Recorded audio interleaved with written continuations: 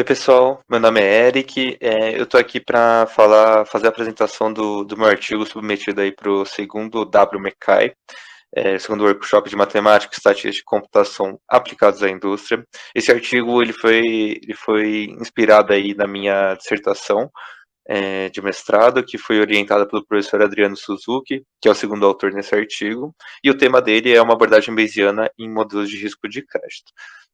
Primeiro, uma contextualização sobre o que é o mercado de crédito, o quanto que ele é importante aí para a nossa economia. Ele é essencial para o consumo de diversas famílias e setores produtivos, então a gente tem, mesmo países altamente desenvolvidos, eles têm um mercado de crédito altamente aquecidos também.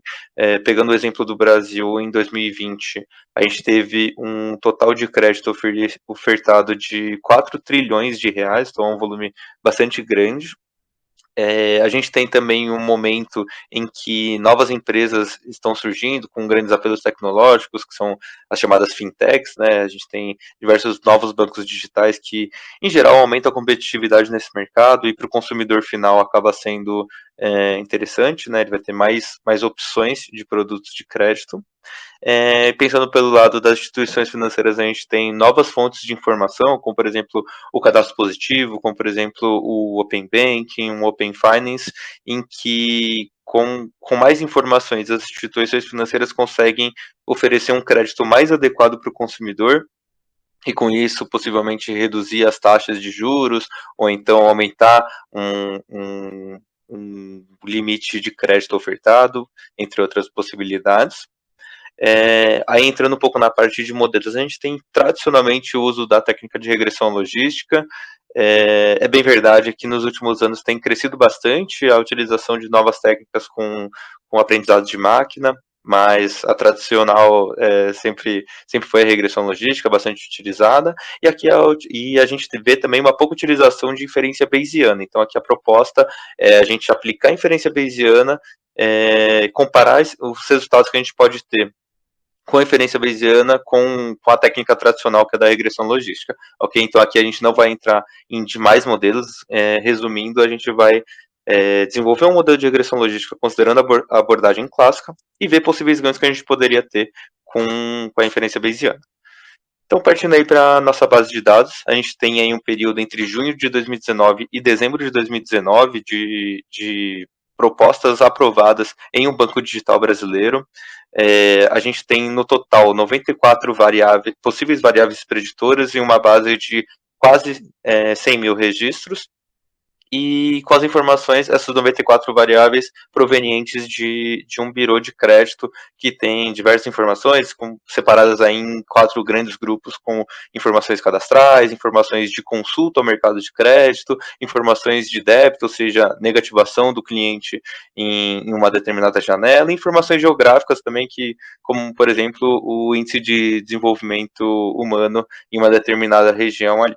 Beleza? Então, somando as 94 variáveis, aqui a gente vê que tem uma concentração bem grande entre variáveis do tipo geográfico e variáveis do tipo débito.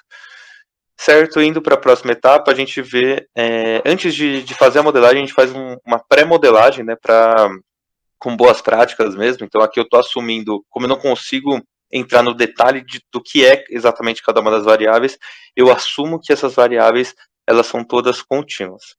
Então, antes de mais nada, eu separo a nossa base em desenvolvimento e validação, com 70% do volume total da base sendo utilizado para o desenvolvimento e estimação dos parâmetros, e 30% aí sendo usado para validação. Então, voltando ao ponto de considerar que as variáveis são todas contínuas, eu filtrei todas as variáveis que têm uma concentração em um único valor acima de 90%. Porque, dado que eu assumo que são variáveis contínuas, eu não espero que tenha uma concentração tão grande em um único valor. A segunda etapa foi a retirada de variáveis que têm uma correlação muito forte, ou seja, tem correlação de Pearson acima de 0,7 em módulo. Com isso, a partir desses dois tratamentos, eu cheguei em uma quantidade de 69 possíveis variáveis preditoras para começar a parte de fato de modelagem. Certo? Então, primeira etapa, a estimação clássica, onde é utilizado o estimador de máxima verossimilhança para a estimativa dos betas da regressão logística. A gente usa o método de seleção backward, com um nível de significância de alfa 0,005. A gente chega a um total de 40 variáveis preditoras, com uma grande concentração nas variáveis que a gente já tinha maior volume, como as variáveis de débito e geográficas. A gente chega num KS na base de desenvolvimento de 25% e na base de validação de 26,1%, enquanto o AUC ele sai de 33,1% na base de desenvolvimento, indo para 32,6% na base de validação. Aqui eu foco mais sempre no resultado encontrado na base de validação. Tá bom? Então esses são os números que eu vou desafiar com abordagens Bayesianas. Aqui um pouco da análise descritiva das variáveis, então a gente vê que a gente tem uma boa ordenação aqui nas variáveis, nas principais variáveis, né, com relação ao valor absoluto do beta, onde a gente consegue separar bem os patamares de inadimplência. A gente vê que ainda assim tem variáveis que têm uma alta concentração em um único valor, porém elas têm uma concentração menor do que 90%, que foi o critério utilizado na pré-modelagem. Bom, aí entrando um pouco na parte da estimação bayesiana, foi considerado aí diversos testes, considerando distribuições normal e uniforme com diferentes parâmetros. Em todos os testes, a gente considerou 10 mil interações com o MCMC. E, além disso, para reduzir a autocorrelação das amostras, a gente retirou a décima amostra, sempre para evitar essa autocorrelação das amostras pseudo-aleatórias. Bom, reduzindo essa etapa aqui, a gente chegou aí num KS de 25,8 na base de validação e um AUC de 32,7 na base de validação também, valores muito próximos ao que a gente via no modelo clássico, considerando como priori uma uniforme beta entre -1 e 1, uniforme -1 e 1. Aí, aqui é um pouco do resumo dos principais resultados. Foram aplicados também diversos testes, considerando as Power Links, né, as funções de ligação potente, onde a gente realiza uma transformação potente na função de ligação da regressão logística. Entre esses diversos testes foram considerados diferentes valores para o lambda, né, que é um dos parâmetros dessa Power Link, foram considerados Power Link e Power Link reversa para avaliar o possível impacto que a gente teria aqui. E também foi considerado uma priori para o parâmetro gama justamente da Power Link. Beleza? E aqui são todos os modelos que convergiram, que tiveram uma convergência, e o principal resultado aqui ordenado pelo KS. E aí aqui a gente selecionou o modelo 1 como modelo escolhido. Comparando ele com o modelo clássico, a gente chegou aí a um 0,7 a mais de KS na base de validação. Beleza? Aqui um comparativo de KS e AUC em geral de todos os modelos. A gente vê que a gente teve modelos sim que foram levemente superiores ao modelo clássico.